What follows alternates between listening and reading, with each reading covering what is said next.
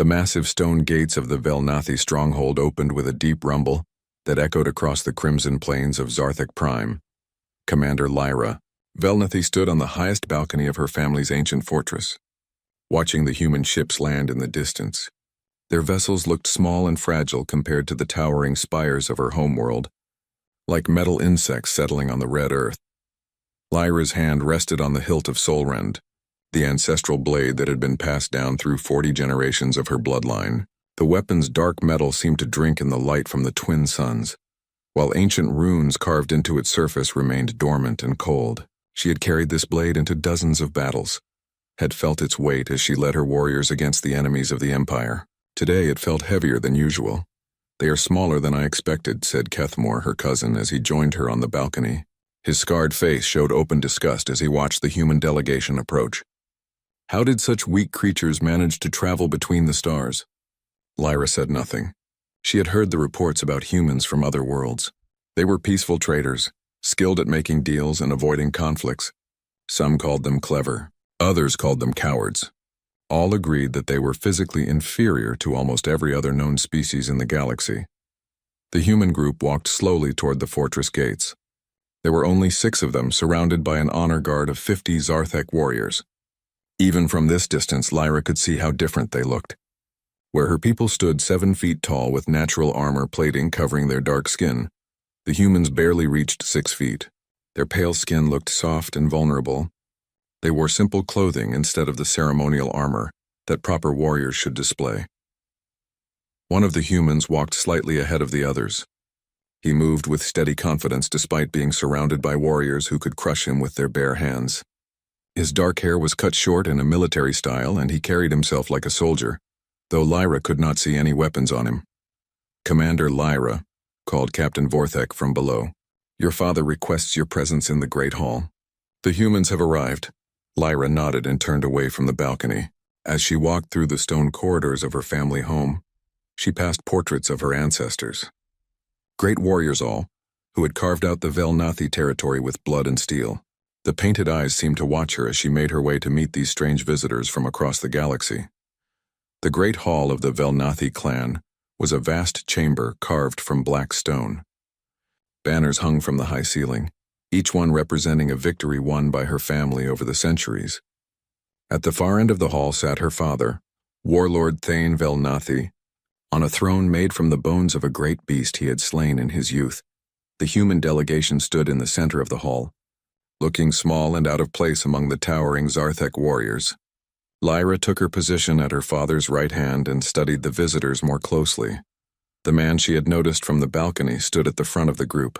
Up close, she could see that his eyes were a strange blue color, like the deep ice of her homeworld's polar regions. He wore a simple gray uniform with no decorations except for a small metal pin on his collar. When he spoke, his voice was calm and steady. "Warlord Thane Velnathi," the human said, bowing his head slightly. "I am Marcus Chen, representative of the Terran Federation. We thank you for allowing us to visit your world." Thane leaned forward in his throne. "You seek mining rights for the crystal deposits in our northern territories. What can your people offer in exchange for access to our sacred stones?" Marcus stepped forward and placed a small device on the floor. A holographic display appeared, showing star charts and technical specifications. "We offer advanced medical technology, agricultural improvements, and protective treaties with other Federation worlds. Our scientists have developed treatments that could extend Zarthek lifespans by decades." Murmurs rippled through the assembled warriors. The crystals the humans wanted were valuable, but they were also considered holy by many clans. Mining them would require careful consideration and many negotiations. "We will consider your offer," Thane said. "Tonight you will feast with us as our guests. Tomorrow we will discuss terms." The feast that evening was held in the Hall of Warriors, a smaller chamber where the clan gathered for important celebrations. Long tables were arranged in rows, with the honored guests seated near the head table where Thane and his family sat. The humans looked uncomfortable among the loud, boisterous Zarthek warriors, but they tried to participate in the conversations around them. Marcus sat directly across from Lyra. She found herself studying him during the meal, trying to understand what made these humans different from other species. He ate carefully, tasted the strong Zarthek ale without complaint, and answered questions about human culture with patience and humor. "Tell me, Marcus Chen," Lyra said during a lull in the conversation. "Your people have no great warriors, no songs of battle and conquest?" Marcus considered her question carefully. "We have soldiers and we have fought wars, but we prefer to solve problems without violence when possible. We have learned that strength sometimes means knowing when not to fight." Kethmore, who had been drinking heavily, laughed loudly at this response. "Weakness disguised as wisdom. Your people hide behind words because you lack the courage to face your enemies with steel." The hall grew quieter as other warriors turned to listen. Marcus remained calm, but Lyra could see tension in his shoulders. "Courage takes many forms," Marcus said quietly. "Sometimes the hardest battles are the ones we choose not to fight."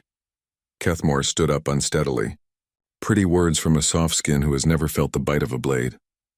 He grabbed his cup of blood wine, the sacred drink that was only served at the most important ceremonies, and moved toward the human delegations table.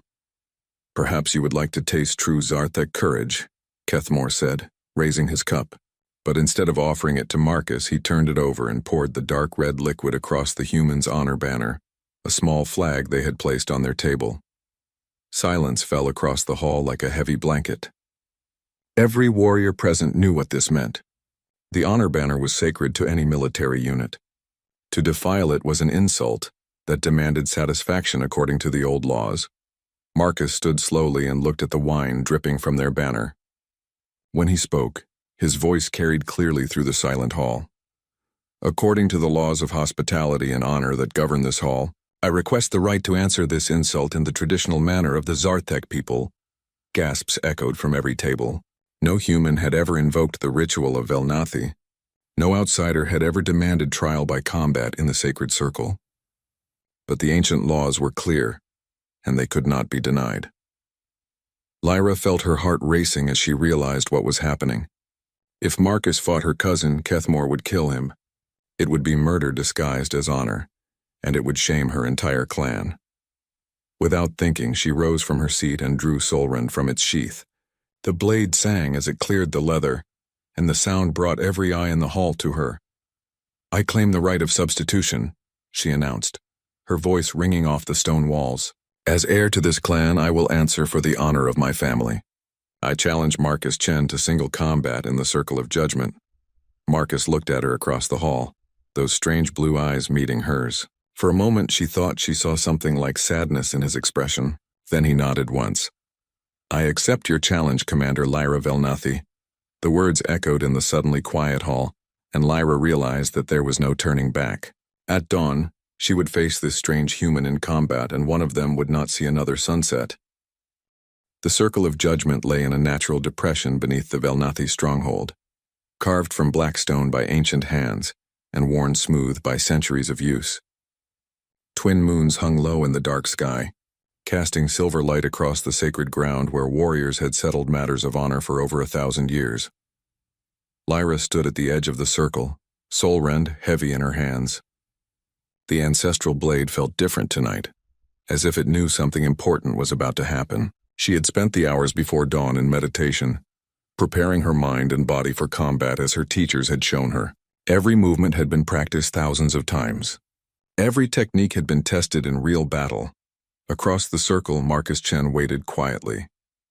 He wore simple black clothing that allowed for easy movement, and he carried only a single combat knife at his side. The weapon looked crude compared to Solrend, just plain titanium steel without any decorations or ceremonial markings. Lyra almost felt sorry for him. The entire Velnathi clan had gathered around the circle to witness the duel. Warriors stood shoulder to shoulder on the stone benches that surrounded the fighting ground, their faces serious in the moonlight. Her father sat in the place of honor, his expression unreadable. Even the human delegation had been allowed to watch, though they looked pale and worried. Master Quindar, the eldest warrior of the clan, stepped forward to speak the ritual words. His voice carried clearly in the still night air. "Warriors of the Velnathi clan, we gather under the twin moons to witness trial by combat. Commander Lyra Velnathi fights to defend the honor of our family. Marcus Chen of Terra fights to answer an insult given. Let all who watch remember that honor demands satisfaction, and satisfaction demands blood." The old warrior raised his hands to the moons. "By the spirits of our ancestors and the strength of our bloodline, Let this combat begin. Lyra and Marcus walked to the center of the circle and faced each other. According to tradition, they would salute before the fighting started. Lyra raised Solrend in a formal warrior's greeting, the blade catching moonlight along its dark edge. Marcus drew his simple knife and held it up in response. As he did, Lyra noticed something strange. His hand was perfectly steady, without the slightest tremor that should come from facing a superior opponent. His breathing was controlled and even. Most surprising of all, his eyes showed no fear.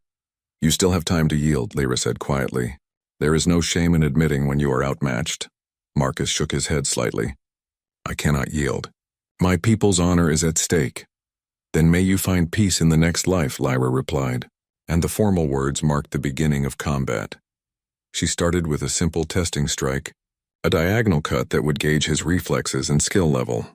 Marcus stepped back and parried the blow with his knife, the metal ringing against Solrend's edge. The parry was clean and efficient, exactly what a trained fighter would do. Lyra pressed forward with a series of quick attacks, each one designed to probe his defenses. Marcus responded to each strike with precise movements, deflecting or avoiding her blade without wasting energy on unnecessary flourishes. He fought like a soldier rather than a warrior, focused on survival rather than glory. The crowd murmured as the first exchange ended without either fighter landing a significant blow. Lyra could hear surprise in their voices. They had expected the human to fall quickly, overwhelmed by her superior reach and strength. She decided to increase the pressure. Moving into the flowing river pattern, she launched a complex series of attacks that combined cuts, thrusts, and feints in a rhythm designed to confuse and overwhelm. The ancient runes on Solrend began to glow faintly as the blade moved through the traditional forms. Marcus responded by changing his fighting style completely. Instead of the defensive movements he had used before, he began to counterattack between her strikes. His knife darted in toward her wrist, her shoulder, her knee, forcing her to adjust her attacks to defend herself. Lyra felt a moment of genuine surprise. This was not how the fight was supposed to go.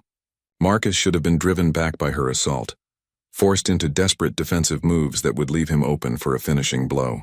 Instead, he was adapting to her tactics and finding ways to threaten her even while defending. The two fighters circled each other in the center of the ring, their weapons catching the moonlight as they moved. Lyra could feel sweat on her skin despite the cool night air. This was taking more effort than she had expected. She tried the serpent strike, a deceptive attack that appeared to target the chest but actually cut toward the leg. Marcus saw through the feint and stepped inside her reach, his knife coming up toward her ribs. Lyra twisted away at the last second, feeling the blade pass close enough to cut through her shirt. The crowd gasped at how close the human had come to landing a serious blow. Lyra heard her cousin Kethmore shouting insults at Marcus, but the sound seemed to come from very far away. All of her attention was focused on the man in front of her. Something was wrong. Marcus was not fighting like someone who had learned combat in gymnasiums and training halls. His movements had the smooth efficiency that only came from real experience. He anticipated her attacks not through study of Zarthek fighting techniques, but through an understanding of combat itself. Lyra launched into the 7 winds of death, the most complex attack pattern in her clan's arsenal. 7 strikes flowed together like a deadly dance, each one setting up the next, building to a final blow that no opponent had ever successfully defended against. Marcus parried the first strike cleanly. The second strike he deflected with a subtle movement of his wrist. The third and fourth he avoided by stepping just outside their range. The fifth strike he caught on his blade and turned aside. The sixth strike he ducked under, coming up inside her guard. The seventh strike, the killing blow that ended the pattern, came down toward his head with all of Lyra's strength behind it. Marcus raised his knife to block it, but Lyra could see that he was a fraction of a second too slow. Solrend would slice through his defense and into his body. At the last instant, Marcus shifted his grip on his knife and swept it across the path of her blade. Instead of blocking the strike, he redirected it, causing Solrend to slice across his left palm as he deflected the weapon away from his body. Human blood splattered across the ancient stones of the circle. The moment the crimson drops touched the ground, something impossible happened. The runes carved into Solrend's blade erupted in brilliant golden light, brighter than they had ever glowed in the weapon's 1,000-year history. The light was so intense that Lyra had to squint to see, and gasps of shock echoed from the watching crowd. But the light was not the most shocking thing. As the golden radiance washed over the circle, every Zarthek warrior present dropped to one knee in automatic response. The movement was not conscious or planned. It came from somewhere deeper than thought, an instinctive recognition that flowed through their blood and bones. Even Lyra felt her body begin to kneel before she caught herself, her mind reeling with confusion. Solrend trembled in her hands as if it had become alive, and she could feel power flowing through the ancient weapon like electricity through metal. Marcus stood in the center of the circle, looking down at his bleeding palm with an expression of quiet resignation. Around him, the greatest warriors of the Velnathi clan knelt in the dirt like children before a parent. The only sounds were the whisper of wind across stone and the crackling energy that surrounded the glowing blade. Lyra stared at the human who had somehow triggered a response that no one present understood. Blood dripped from his cut hand onto the sacred ground, and each drop seemed to make Solrend's light burn brighter. "What are you?" she whispered, though she was not sure if she spoke the words aloud or only in her mind. Marcus looked up at her with those strange blue eyes, and for a moment she thought she saw something ancient and tired in his gaze. "Someone who remembers when your ancestors first learned to forge steel," he said quietly. The golden light from Solrend's runes slowly faded, but the silence in the circle of judgment stretched on like a held breath. Lyra stared at Marcus as he wrapped a cloth around his bleeding palm, her mind struggling to understand what had just happened. Around them, Zarthek warriors remained on their knees, as if their bodies refused to stand until given permission by some authority they did not recognize. Her father was the first to rise, his face pale beneath his dark skin. Warlord Thane Velnathi had led warriors into battle for 40 years, had faced enemies that would break lesser minds, but Lyra had never seen him look uncertain before this moment.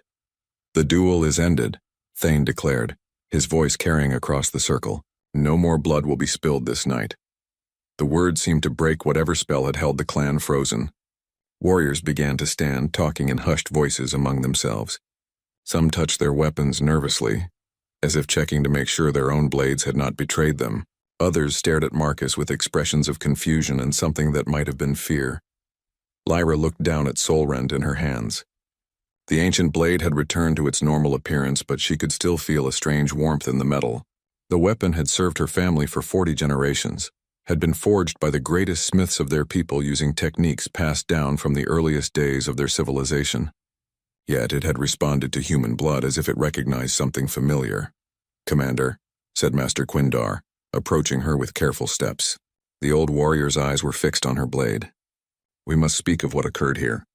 The clan leaders will gather in the sacred archives. Bring the human." Marcus had finished bandaging his hand and was being helped by his fellow diplomats. The other humans looked as confused as the Zarthek, clearly having no more understanding of what had happened than anyone else. But when Lyra approached him, Marcus met her eyes with that same calm expression he had worn throughout the fight. "Will you come with us?" she asked. "Our lore keepers need to understand what made Solrend respond to your blood." Marcus nodded. "I expected this would happen eventually. Your people deserve answers." They walked through the corridors of the stronghold in a strange procession. Lyra led the way, still carrying her ancestral blade. Marcus walked beside her, his wounded hand tucked into his jacket. Behind them came the eldest warriors of the clan, men and women who had studied the old ways and kept the ancient knowledge alive. The sacred archives lay deep beneath the fortress, in chambers carved from living rock before the current stronghold had been built. Thousands of scrolls and data crystals lined the walls containing the accumulated wisdom of the Velnathi clan. At the center of the main chamber stood a reading table made from stone so old that its origins were lost to memory. Master Quindar moved to a section of the archives that few clan members had ever seen. The scrolls here were written in the old tongue, the original language of the Zarthek people before they had contact with other species. The writing was so ancient that only a handful of scholars could still read it fluently. "These are the oldest records of our people," Quindar explained as he carefully unrolled a scroll whose edges crumbled at his touch. "They speak of the time before the great clans, before the Empire, when our ancestors were young and the galaxy was different." Lyra leaned forward to study the faded symbols. She could make out some of the words, but the full meaning escaped her. "What do they say about weapons like Solrend?" "They speak of the Urthak, Quindar replied, his voice dropping to a whisper as if the very word carried power. The first warriors who walked among the stars when our people were still learning to chip stone into tools. He pointed to a passage written in characters so old they seemed to move in the flickering light. Here it says that the Urthak taught our ancestors the secrets of metal and fire. They showed us how to forge weapons that would remember their makers, blades that carried the spirits of great warriors within their steel. Marcus stepped closer to the table. What else does it say about these first warriors? Quindar's finger traced along the ancient text. It says they were tall like us, but their skin was the color of pale stone. They carried weapons of great power, but they fought only when all other choices had been exhausted. The Urthak valued wisdom over strength, peace over conquest. They sound like humans, whispered one of the younger warriors. The text says more, Quindar continued.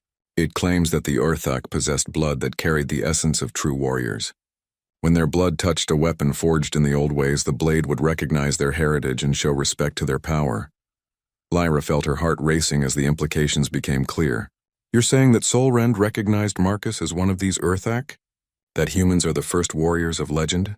Marcus had been listening in silence, but now he spoke quietly. Your ancestors weren't wrong, but they didn't understand the whole truth. My people are older than we usually tell others. We've been traveling between stars for thousands of years, longer than most species have had written language. He moved to another section of the archives and seemed to study the arrangement of scrolls with familiarity, as if he had seen similar collections before. Long ago, we made contact with many young species. We tried to help them, to share knowledge and prevent them from making the same mistakes we had made. What happened? Lyra asked. What always happens when one group has power over another? Marcus replied sadly. Some species worshipped us as gods. Others feared us as conquerors. A few tried to use our gifts for war and destruction. We realized that true growth can only come from within, not from gifts handed down by others. Master Quindar pulled out another scroll, this one in better condition than the first. This text speaks of the great departure. It says the Urthak gathered their people and sailed away to distant stars, promising to return when the younger races had grown wise enough to stand as equals.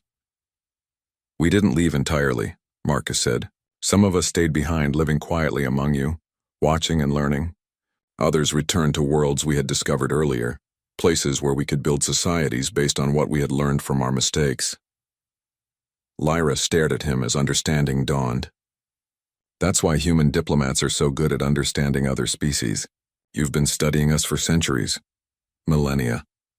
Marcus corrected gently. We've watched the HFY Empire grow from small tribes into a great civilization. We've seen your people develop honor codes and warrior traditions that surpass anything we achieved in our youth. You've accomplished things we never could.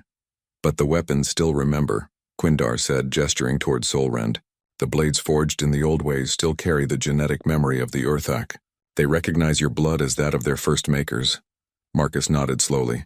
Some things are embedded too deeply to be forgotten.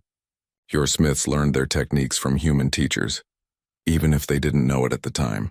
The metal remembers its origins. Lyra held up her ancestral blade, studying the runes that had blazed with golden light. Why didn't you tell us? Why keep this secret? Because secrets have power, Marcus replied. If every species in the galaxy knew that humans were the legendary first warriors, what do you think would happen? Some would demand we solve their problems for them. Others would try to conquer us to steal our supposed secrets. A few might even try to destroy us out of fear. He looked around at the assembled warriors, but mostly we stay hidden because the galaxy is better off without us leading. You and the other species have grown strong by finding your own paths. The Zarthek developed a code of honor that puts ours to shame. The Velnathi clan has produced warriors whose courage makes our ancient heroes look like children. So what happens now? Lyra asked. Now that we know the truth? Marcus smiled, and for the first time since she had met him, he looked genuinely pleased. Now we can finally have the conversation we came here for. Not as mysterious humans asking for mining rights, but as old friends hoping to trade knowledge and resources with worthy allies. Lyra felt the weight of Solrend in her hands, but it no longer felt heavy with the burden of ancestral expectations. Instead, it felt like what it had always been, a tool forged by skilled hands to serve a purpose. The spirits of her ancestors were still present in the blade, but now they were joined by the recognition of an even older heritage. The mining rights you requested, she said slowly. You need those crystals for something important. We're looking for something we lost a long time ago, Marcus admitted. Something we hope we're finally ready to find again. Word of what had happened in the Circle of Judgment spread through carefully controlled channels across the galaxy. Within days, encrypted messages passed between the capitals of a dozen different species, each one carrying fragments of a story that seemed impossible to believe. On the ocean world of Kepler, the Aquatic Council received a report from their ambassador to the HFY Empire. The council members floated in their great sphere of water, their tentacles writhing with agitation as they discussed the implications. If this is true, clicked first speaker Valandra, then the legends our deep singers preserved from the ancient times may be more than mythology. Elder Korthul, oldest of the council, pulsed with bioluminescent patterns that indicated deep thought. The songs speak of teachers from the void, beings who showed our ancestors how to shape coral into living cities. The songs claim these teachers had pale skin and spoke in harmonious voices. Humans, whispered another council member. The humans we know as peaceful traders and skilled negotiators. In the crystal spires of the crystalline collective, geometric beings of living mineral process the information through their shared network consciousness. The revelation sent ripples of data through their society as they cross-referenced historical records with current observations. Node Prime 7742 accessed archives that had not been reviewed for centuries. Deep in the data stores, it found references to the Shapers of Stone, entities who had taught the early collective how to grow crystals with perfect mathematical precision. The descriptions matched human physiology with disturbing accuracy. The insectoid hive worlds buzzed with activity as queen mothers gathered to discuss this development. Their compound eyes studied holographic displays showing human diplomatic missions from the past century, looking for patterns they had previously missed. The humans never make demands, observed Queen Mother Jexti. They offer treaties, they provide aid, they solve problems. But they never claim territory or demand tribute. Behavior consistent with watchers rather than conquerors, agreed Queen Mother Carlon. If they are truly the Earthak of legend, then they have been observing us for far longer than we suspected. Meanwhile, on dozens of human-settled worlds, emergency conferences were being held in secure facilities. The careful policy of gradual revelation had been shattered by one moment in a Zarthek dueling circle. And now the Terran Federation had to decide how to respond. Admiral Sarah Chen, Marcus's sister and one of the highest-ranking officials in the Federation military, stood before a gathering of the most senior human leaders. The chamber where they met was built into an asteroid, hidden in a system that didn't appear on any public star charts. The situation is contained for now, she reported to the assembly. The Zarthek are handling the information with their usual honor and discretion. But we have to assume that other species will start asking questions. Director James Park, head of the Federation's Department of Interspecies Relations, leaned forward in his chair. How many species have we had contact with over the centuries? How many of them might have records that could corroborate the Zarthek claims? Almost all of them, replied Dr. Elena Vasquez, the Federation's chief xenoarchaeologist. We've been involved in the development of galactic civilization for over 3,000 years. There are ruins on 40 different worlds that show clear signs of human influence from before official first contact. Admiral Chen activated a holographic display showing the current political map of the galaxy. Dozens of species were represented by different colored symbols, connected by trade routes and treaty lines. The question is, do we continue the policy of gradual integration or do we reveal the full truth? Revealing everything would cause chaos, warned Director Park. Some species would demand that we solve all their problems. Others would see us as a threat to be eliminated. The balance we've spent centuries building would collapse overnight. But continuing to hide the truth is becoming impossible, Dr. Vasquez pointed out. Our technology is advancing faster than we can pretend to develop it naturally. Our diplomatic successes are too consistent to be attributed to luck. And now we have ancient weapons responding to human blood in full view of hundreds of witnesses. The debate continued for hours, with arguments flowing back and forth like the tide. Some favored full disclosure, believing that honesty would ultimately serve everyone better. Others wanted to maintain the careful facade that had allowed human society to guide galactic development from behind the scenes. Finally, Admiral Chen called for silence. We're going to follow the protocol that was established for this exact situation. Selective revelation to trusted allies, combined with careful monitoring of other species' reactions. She manipulated the holographic display to highlight several species in green.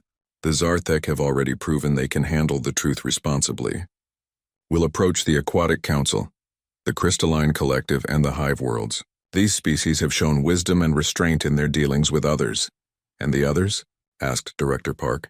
We continue current policies. Trade, diplomacy, and gradual cultural exchange. If they discover the truth on their own, we'll evaluate each situation individually.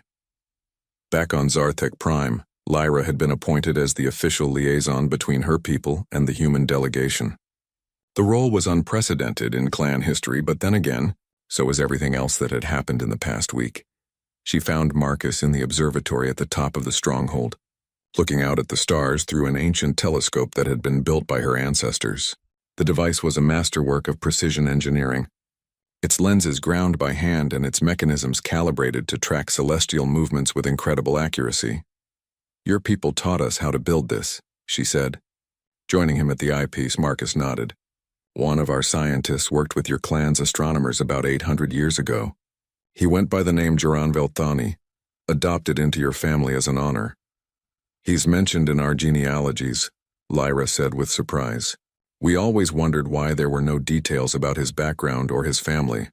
Because his real name was Dr. Jonathan Velton, and his family lived on a world 50 light-years away, Marcus replied.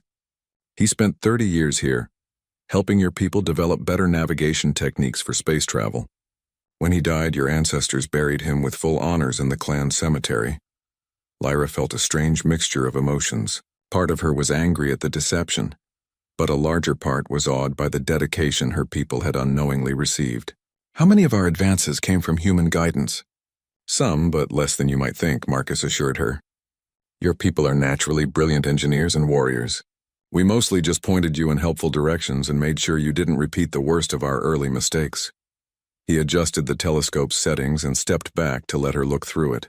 What do you see? Lyra peered through the eyepiece and gasped. Instead of stars, she saw a vast structure hanging in space near the edge of their solar system. It was clearly artificial, built from materials that gleamed like polished metal. The construction was enormous, easily the size of a small moon. What is that? She whispered. A monitoring station, Marcus replied. One of several dozen scattered throughout this region of space. We've been watching over the development of local species for centuries, ready to intervene if someone tried to destroy themselves or others. Lyra pulled back from the telescope and stared at him. You've been protecting us? Not just you. Everyone. The galaxy is a dangerous place, full of species that haven't learned to control their aggressive impulses. We try to make sure the wars stay small and the weapons stay primitive enough that entire civilizations don't get wiped out. Like galactic peacekeepers, Lyra said, understanding dawning in her voice. More like concerned parents, Marcus replied sadly. Watching our children grow up and hoping they'll turn out better than we did. Lyra thought about everything she had learned over the past few days. The ancient legends, the weapon that had responded to human blood, the careful way humans approached every diplomatic situation. It all fit together into a picture that was both humbling and inspiring. The mining rights you requested, she said. You're not just looking for resources, are you? Marcus shook his head. We're looking for something we lost when we first left this region of space. Something that might help us understand whether we're ready to take a more active role in galactic affairs again. What did you lose? Marcus looked back up at the stars, his expression thoughtful. Our faith in ourselves. For too long, we've hidden in the shadows because we were afraid of making the same mistakes that nearly destroyed us in our youth. But watching species like yours grow into something wonderful has given us hope that maybe we can trust ourselves to do better. Lyra felt the weight of history settling around them like a heavy cloak. Her people stood at a crossroads, as did humanity and every other species in the galaxy. The choices they made in the coming years would determine whether the ancient cycle of growth and destruction would continue, or whether something new and better could emerge. What happens next? She asked. Marcus smiled, and in that expression she saw something that reminded her of her father when he looked at his children with pride. 6 months later, the Great Assembly convened on the neutral world of Haven Prime. Representatives from every major species in the galaxy gathered in a massive amphitheater, built specifically for this historic occasion. The circular chamber could hold 10,000 beings, with specialized environments for species that breathe different atmospheres or required unique gravity conditions. Lyra sat in the section reserved for the Zarthek delegation, wearing the formal armor of her clan. Solrend hung at her side, its presence a constant reminder of the events that had led to this moment. Around her, warriors from dozens of clans watched the proceedings with intense interest. This was the first time in galactic history that so many species had gathered for a single purpose. At the center of the amphitheater stood a simple podium where Marcus Chen would address the assembly. He wore the same plain gray uniform he had worn when they first met, with only a small change. The metal pin on his collar now bore the symbol of the Terran Federation, a design that incorporated elements from a dozen different species' art. The formal opening ceremonies had taken 3 days, with each species presenting their credentials and stating their purposes for attending. Now came the moment everyone had been waiting for: the human revelation. Admiral Sarah Chen stood to introduce her brother, her voice carrying clearly through the chamber's acoustic systems. Representatives of the galactic community, I present Marcus Chen, speaking for the Terran Federation and the human species.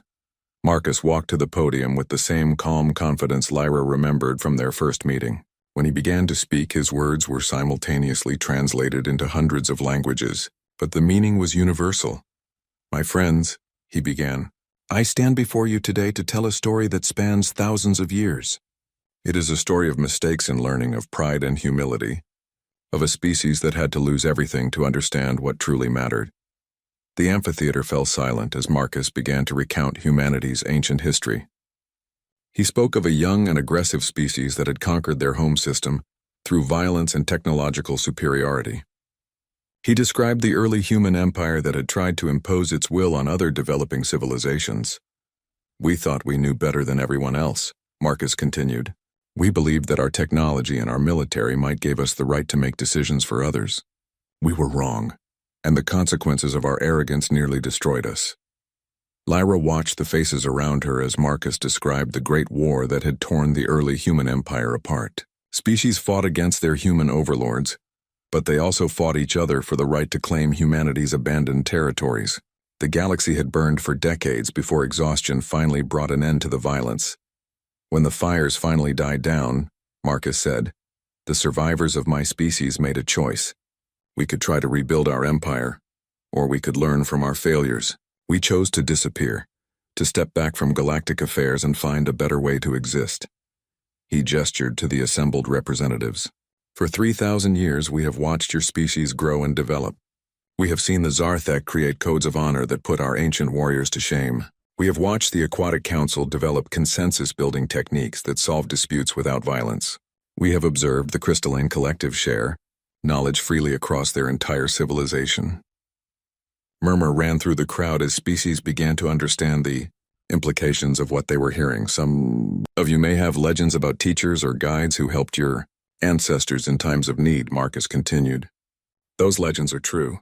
We could not simply abandon the galaxy after the damage we had caused, so we learned to help quietly, to offer guidance without demanding control.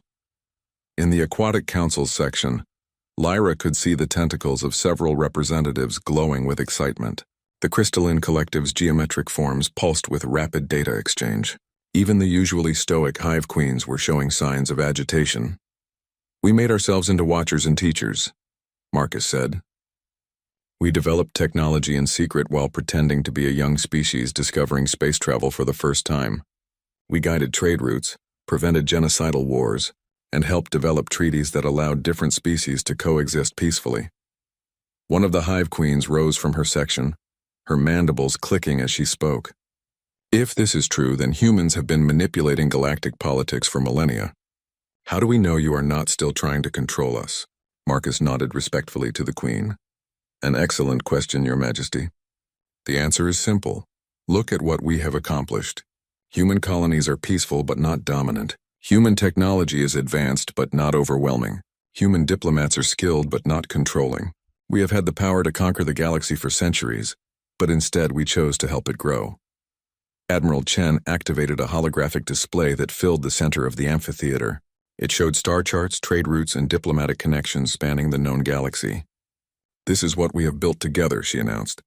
"Not a human empire, but a community of equals." The display highlighted regions where wars had been prevented, where natural disasters had received rapid aid, where developing species had received just enough help to avoid destruction. In every case, the assistance had come through seemingly natural channels: trade agreements, cultural exchanges, and diplomatic negotiations. The Terran Federation possesses approximately 40% of the galaxy's total military capacity. Admiral Chen continued. "We control resource networks that span hundreds of systems. We have technology that could reshape entire worlds, but we have never used these advantages to demand tribute or territory." Lyra stood up in her section, her voice carrying the formal tones of a Zarthek warrior. "I have seen proof of human claims. My ancestral blade, forged by techniques taught by humans centuries ago, recognized the blood of this man as that of its original teachers. The humans speak truth." Other representatives began to stand and share their own experiences. The Aquatic Council's first speaker described ancient ruins on their homeworld that contained human construction techniques. A crystalline collective node revealed mathematical formulae in their oldest archives that matched human theoretical frameworks. One by one, the pieces of a galactic puzzle fell into place. But it was the representative from the Vorthan Republic who asked the most important question. "If humans have been guiding us for so long, why reveal yourselves now? What has changed?" Marcus smiled, and in that expression Lyra saw something she had not seen before: hope mixed with uncertainty. "What has changed is that we believe the galaxy may finally be ready for the truth. Your species have grown beyond our wildest expectations. You have developed wisdom, compassion, and strength that surpass what we achieved in our youth." He gestured to the assembled representatives. "Look around this chamber. 6 months ago, most of your species had never worked together on anything significant. Today, you have organized the largest peaceful gathering in galactic history. You did this not because humans forced you to, but because you chose to seek understanding." The Hive Queen, who had spoken earlier, buzzed thoughtfully.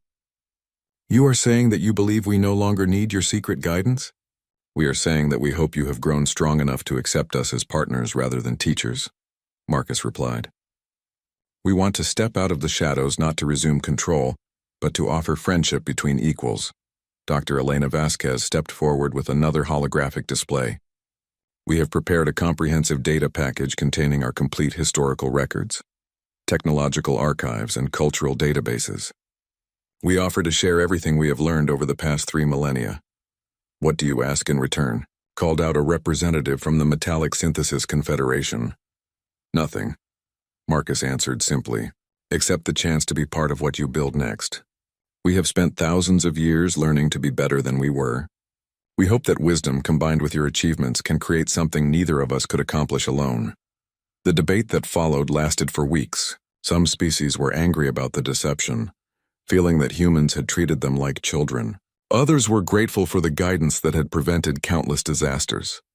A few were suspicious of human motives despite the evidence of their restraint, but gradually consensus began to emerge.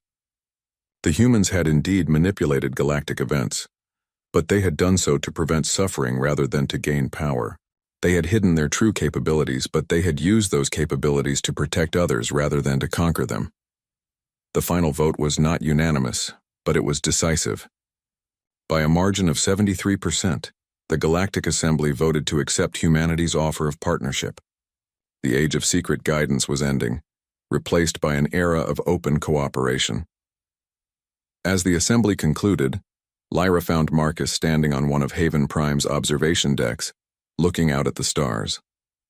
The planet's 3 moons hung in the sky like jewels, their light reflecting off the hulls of hundreds of ships from every corner of the galaxy. "Do you think it will work?" she asked, joining him at the railing. "This partnership between equals?" Marcus considered the question carefully before answering.